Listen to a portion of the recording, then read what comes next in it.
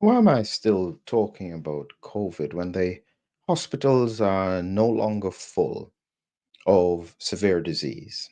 ITUs are okay. You don't know anybody coming up with severe COVID.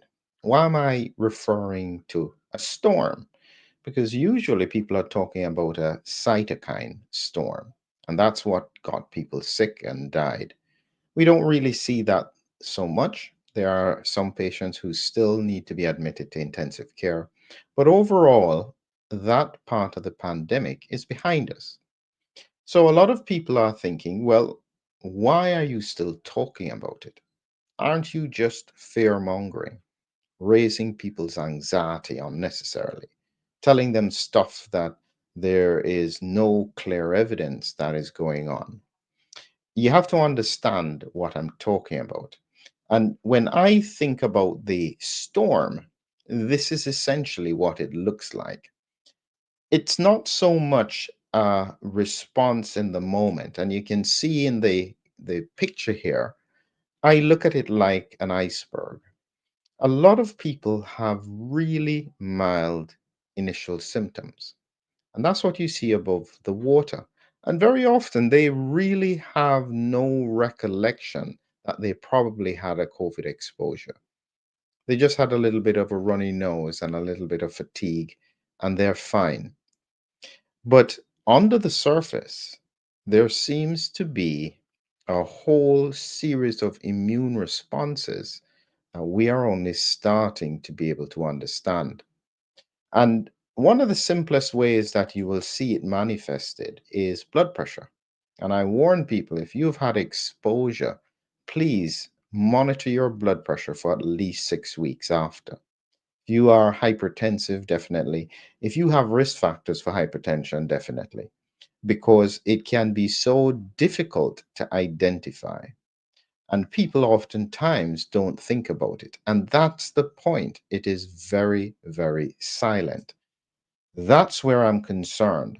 And what I'm thinking about, and I'm trying to be very careful with this, you have to realize when I talk about these things, it sounds as though it's hypothetical.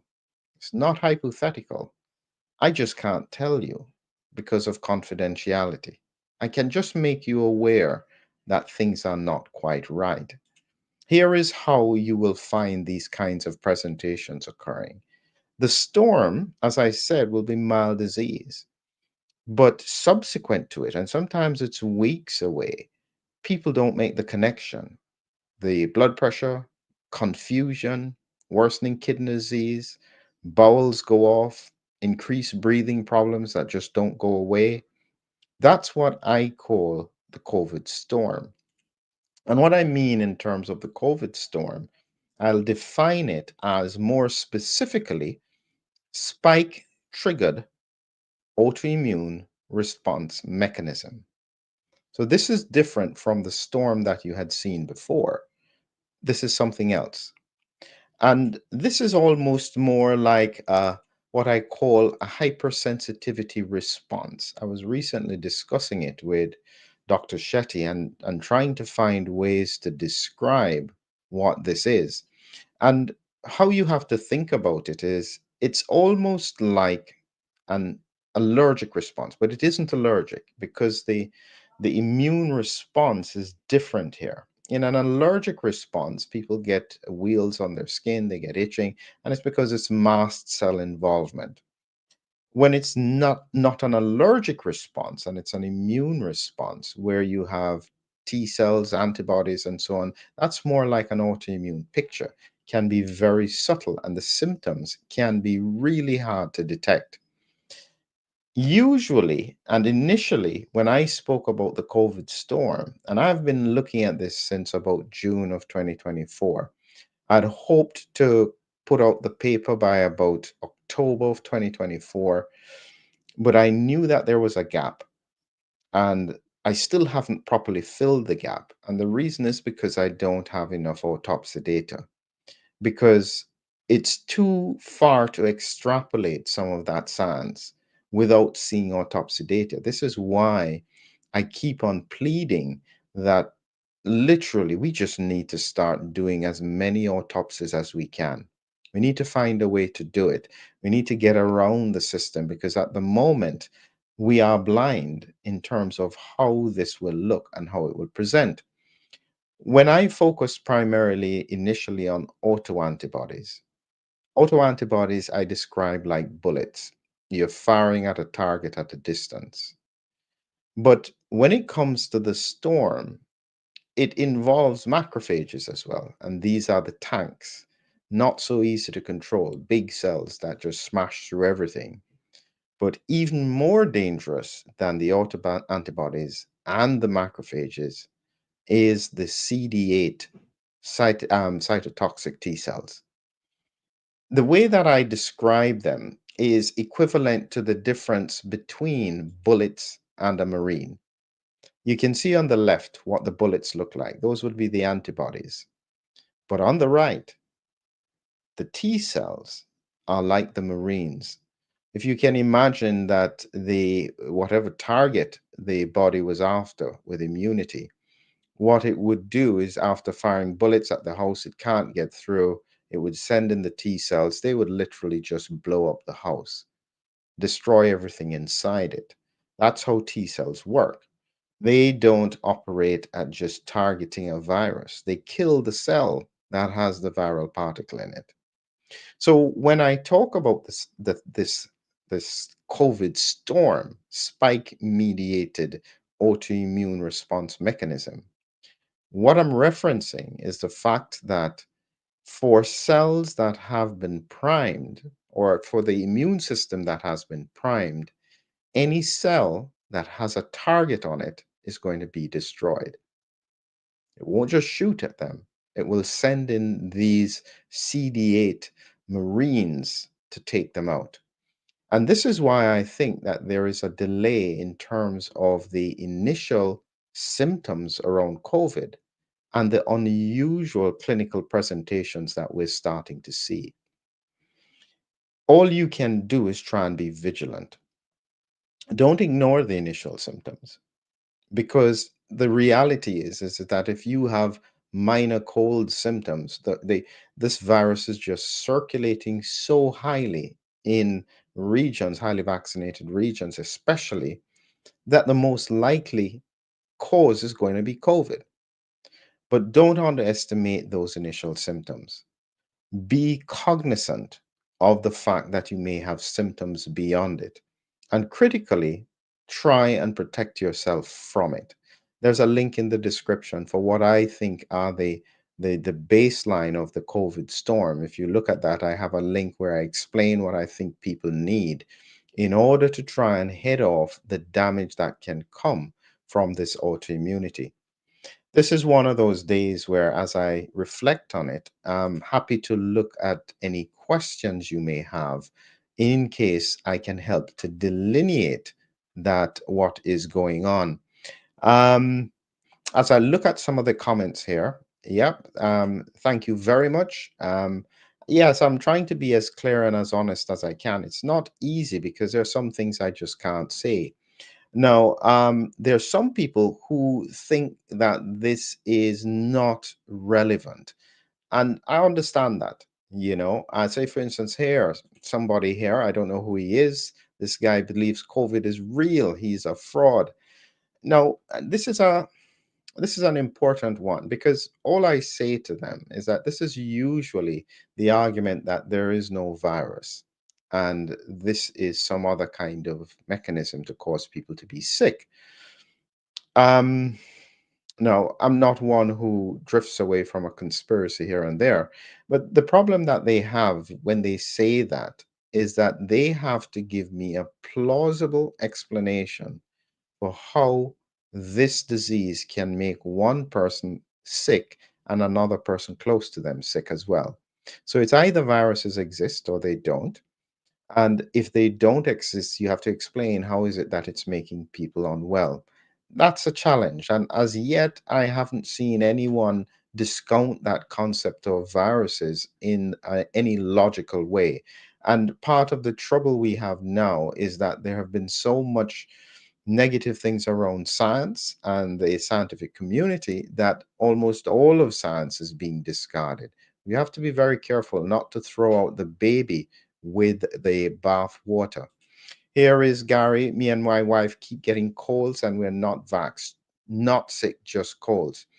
The likelihood is that whilst you oftentimes when you do the tests, if you keep on doing them daily, you'll find some are negative, some are positive. So a negative test doesn't mean it isn't COVID. Common things being common, it's pretty likely that it could be a COVID infection. The important question for you, if you are unvaxxed, is why are you getting recurrent infections? Normally, the immune system can block infection. Not completely, but it would only be a mucosal infection, very mild infection, especially if you have natural immunity.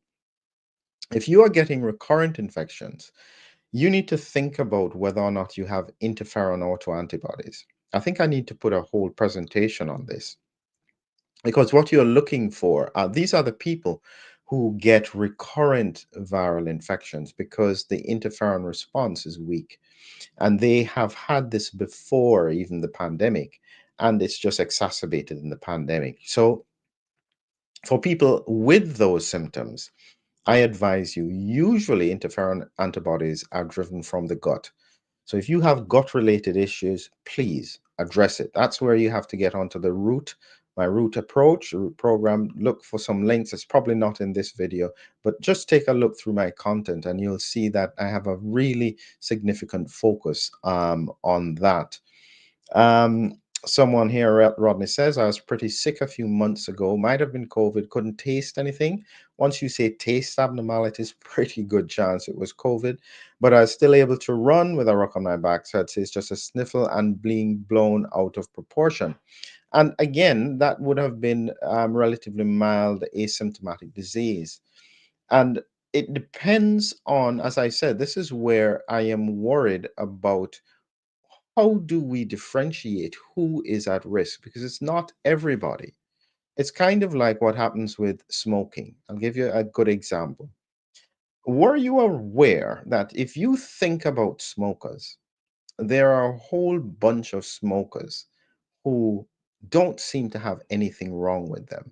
They live until they're 80, 85, they're still smoking, don't have any major problems. And people say, well, look at that. They have no problems. Smoking isn't so bad. But then you have another cohort of people who, within a few years of smoking, they get almost every single conceivable disease: heart disease, stroke disease, lung cancer. It's just about your own capability of your body to manage something. And so, just because your body may appear to be resilient, remember this virus, every time it breaks through your system, it's weakening your immunity. That's a really important point that I don't want people to forget. It really does damage the immune system. And so, therefore, what it will mean is every hit could potentially increase your risk down the road. Don't underestimate it. Make sure, take a look at the protection. The protection is not complex, simple things that I think everybody can do. Um, a study needs to be done between the vaccinated and unvaccinated in regard to their COVID susceptibility. I don't even know if there's a study that needs to be done because I think the outcomes are pretty obvious if you just look at people getting unwell. Um, People underestimate natural immunity. It is exceptionally powerful. And I often mention one of the interesting things, I had the paper just recently, is that the mucosal immune system seems to target T cell activation. Remember what I said with regards to bullets and Marines?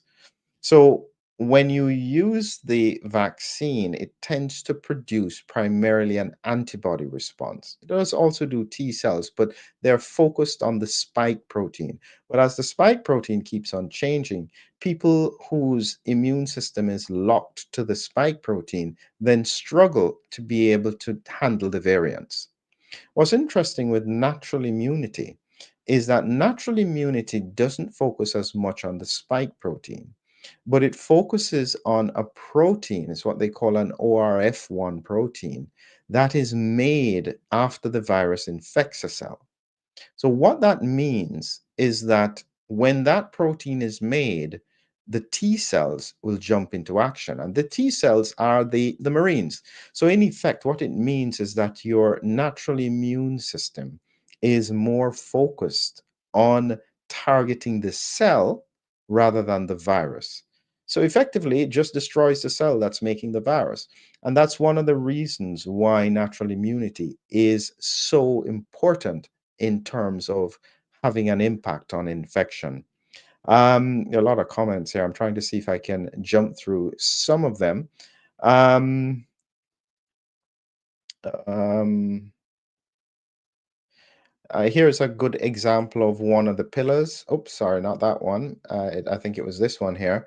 Somebody has been taking, that's a lot of vitamin D. And what I recommend is that if you're taking that much vitamin D, please ensure that you're checking your levels, because different people absorb it in different ways. And you don't want to get vitamin D toxic. It's usually not as serious. It can make your calcium go quite high, which will make you constipated and potentially confused if you, depending on how old you are. But vitamin D, very good to take, and it's part of your storm preparation. But critically, if you're taking that much, ensure that you're checking to make sure that you're okay. Um, Someone asked here, how do you improve natural immunity? It's not about improving natural immunity, it's strengthening your immune system. What I don't have an answer for as yet is that it depends on what your status is, because not in everybody. So let me explain the cohorts. People who are unvaccinated, as I said, will almost always have natural immunity, unless they have interferon autoantibodies, which would put them at risk for recurring infection. For people who are vaccinated, some people had a really good mucosal immune response anyway. So they weren't going to get sick in any case. And so, in those people, even though you have impacted their systemic immunity with the spike protein, their mucosal immunity seems to remain intact. They also don't really get sick. So that's the vaccinated cohort who say they've never had COVID. The truth is, they probably would never have had any significant symptoms, even if they weren't vaccinated. But in the middle are a group of people who seem to have their immunity damaged, where it becomes too focused, and they are struggling then to be able to manage the variants that are occurring. That cohort seems to be getting bigger over time. And we need to find ways to try and see if we can help them to overcome this, because if they can't control the infection, they then become a circulator of virus, which therefore puts everyone at risk. Remember, even if you have natural immunity, it doesn't mean that it's always effective. If you are tired, if you are stressed, if you are, under the weather, your immune system is therefore not as effective. And if you are then exposed, you can then still get infected. That's the point why I'm concerned that everybody needs to be on balance, quite focused on it.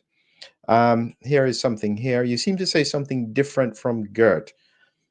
Gert said in an interview that about the COVID makes you more sick. The stronger your immune system gets naturally, but you say even naturally it gets worse. All right, so you have to understand what I'm saying there. It's not a disagreement with Gert. Gert is absolutely right on that. So the more exposure your mucosal system has to the virus, the stronger it gets. But if that virus breaks through your mucosal system, it's kind of like the castle. The armies are attacking your castle. Your mucosal immunity is the wall around the castle. They have your archers and so on the surface of on the wall of the castle. They get very well trained fighting against the hordes. However, if the barbarians break through your castle wall, you still have soldiers on the ground, but in the process of trying to defend the castle, it's much more difficult and you can have damage to the castle. I am saying that if the virus breaks through that mucosal defense, and And it does in some people, even though they are unvaccinated, and this is where the interferon autoantibodies come, that person can have damage to their immunity. That's where the slight subtle difference is, because this is what I'm saying. Things are never as straightforward as you may think. It's always a little bit nuanced, that you have to take into consideration. Let me just quickly take a look here if there are any other questions. Oh, this guy is harsh. James, what am I saying that's so wrong? Is it that I'm talking about the virus? I don't mind answering the challenge, and I don't expect everyone to agree with me, So, if you think so, I just sometimes wonder, why are you watching? But the value is still there. Think about the issues and try and use them. Um, this person is suffering MPHV. Not sure what that is at the moment. Um, Someone here takes magnesium. Good thing to take. Um, and this is Melvin. So COVID was a brainwash by the media. Fear it was all a scam. Now, what I say to people like that, and it's important to address that. And I understand the perspective, Melvin, because a lot of COVID was overplayed. Yes, the deaths were expanded. They were talking about it all the time on the news. The push from whoever was behind this was to try and get everybody vaccinated. Uh, we can argue about why, whether or not it's financial, political, whatever. Now, what you mustn't do is think that the virus wasn't significant or wasn't real. So, to put it into context, when we have our usual flu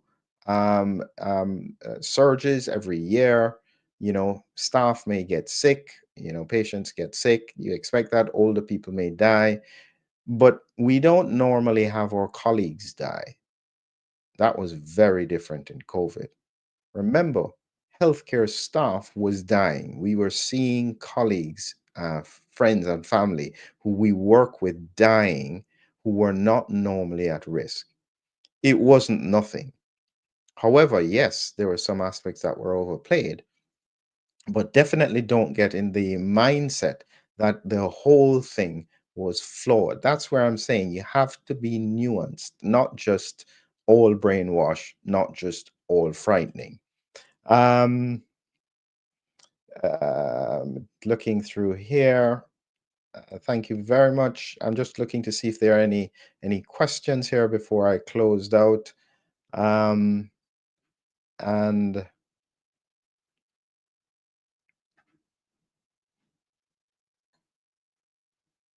yes, there's some people who are very upset about the concept of the virus here.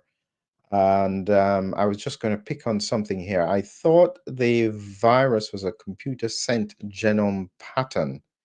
I thought it had never been truly isolated. I haven't even tried to answer that question. That's the truth. Because I think that the people who ask that are so far along one spectrum that I'm not sure if there's any answer I could give that would bring them more to the center.